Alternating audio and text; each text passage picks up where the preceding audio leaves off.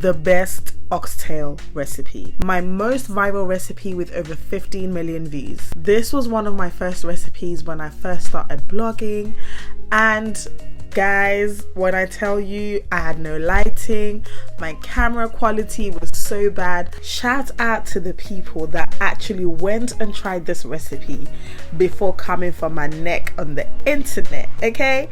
Like, you guys are the real G's. You guys are my besties for life. I still get messages to this day from people that use this recipe 6-7 years later. I've had a few requests for an oxtail recipe over the last few months, and I thought this is a great opportunity to highlight how far we've come, you know, and to just encourage someone out there, if you want to start blogging, just go for it. You don't need to have the latest camera, you don't need to have the lighting and whatnot. Yes, it would be great to have those things, but just start. Making the first step is the biggest step you'll ever make. I love and appreciate every single one of you. Thank you so much for all your support.